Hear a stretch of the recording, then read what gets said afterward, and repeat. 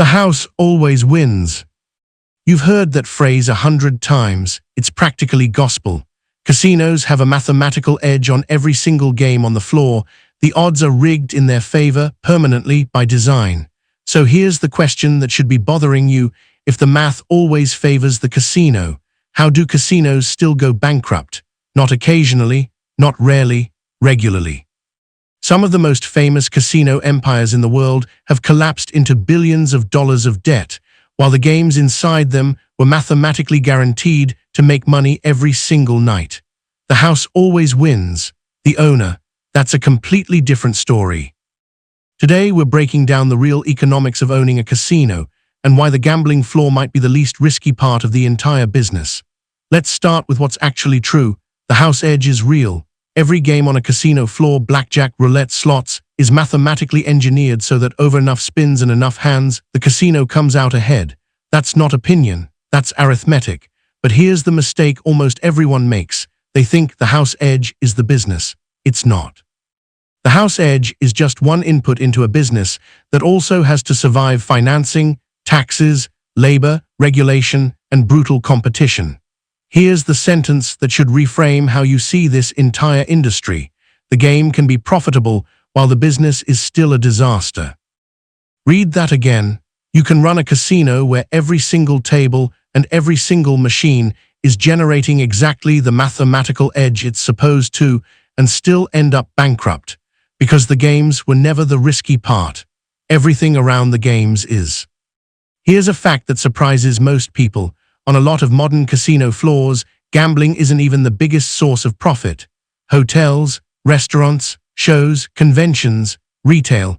In many large resorts, these generate as much, sometimes more revenue than the tables and machines. The casino floor's real job is to pull traffic into the rest of the property. Think about that shift for a second. The thing that gives the entire building its name, casino, might just be the marketing engine for the hotel rooms and restaurants around it. This is why the biggest gambling companies in the world don't call themselves casino companies anymore. They call themselves integrated resorts or hospitality companies. Because the smartest operators figured out decades ago, gambling gets people in the door, but the building around the casino floor is where a huge share of the actual money lives. If gambling is still core to the business, here's the twist inside the twist. The games making the real money aren't the ones you'd guess. Blackjack tables look like the heart of a casino in every movie ever made. Sharp dealers, tense faces, huge chip stacks. But table games are slow, they need staff, and they're limited by how many seats fit around the felt. Slot machines and other electronic gambling machines are usually the real financial engine. They're faster, more repeatable, more predictable, and radically easier to scale. No dealer needed, no limited seating, no waiting for a hand to finish. A slot machine can process bets non-stop, all day, every day, optimized purely for what the industry bluntly calls time on device. That efficiency is exactly why slots can generate the bulk of a casino's gambling revenue, and exactly why the speed that makes them so profitable is the same speed that makes them so addictive. The economics and the psychology are the same mechanism, running in the same direction. Here's something you've probably felt without realizing why. Casinos don't have clocks, often no windows either. The lighting never quite tells you what time it is. This isn't an accident or a quirky design choice. Casino floor design, the layout, the lighting, the sound, the maze-like paths between machines is deliberately engineered to stretch the amount of time you spend playing. And time is the entire game.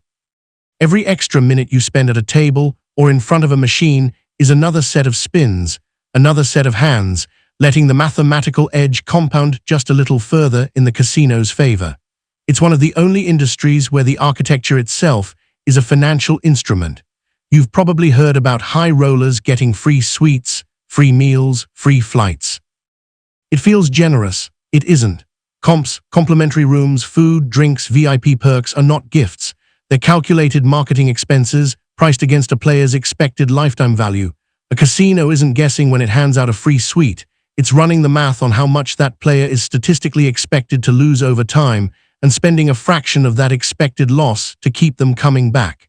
It's a targeted discount dressed up as hospitality. Now here's where casino economics get genuinely volatile. Whales, the small handful of players betting enormous sums per hand.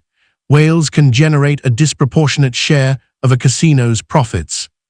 But they can just as easily blow up a casino's entire quarter, because that same mathematical edge that guarantees long-run profit doesn't guarantee short-run results. If a single whale gets on a historic hot streak, a casino can post a shockingly bad month despite a packed, buzzing floor every single night. This is the part almost nobody outside the industry understands. A busy casino floor is not the same thing as a profitable casino floor. High traffic, full tables, a great night out for guests, none of that guarantees the house actually won on paper. The math works over millions of hands. It says nothing about any single night. So if the games are mathematically guaranteed to profit over time, what actually sinks a casino? Fixed costs. Once a casino is built, payroll, security, utilities, maintenance, and the big one, debt payments keep running regardless of how any given night goes. The house edge doesn't pause when a casino needs to make $100 million bond payment. This is why casino bankruptcies almost never come from a lack of gambling demand. They come from leverage, from borrowing too much to build the property in the first place, and then discovering that even a mathematically profitable gaming floor can't outrun debt service during a downturn. The slogan says, "The house always wins." Nobody wrote a slogan for "The house always wins," but the bondholders might not. Here's a fact that reframes how you should think about entering this industry at all. In many markets, a casino license, the government-granted legal right to operate gambling, can be a bigger barrier than actually constructing the building. In tightly controlled markets, that license can be extraordinarily expensive and nearly impossible to obtain without political and regulatory access. Which means, in a strange way, the casino business isn't just a gambling business or a hospitality business, it's a regulatory access business. Whoever controls the licenses effectively controls who's allowed to compete at all. This is the same pattern you'll start noticing across industries once you understand it. Sometimes the most valuable asset in a business isn't the building, or the product, or the brand. It's the piece of paper that lets you legally operate in the first place. Here's a claim you've probably heard from politicians pushing for a new casino. It'll boost the local economy, create spending, bring jobs. The research tells a messier story.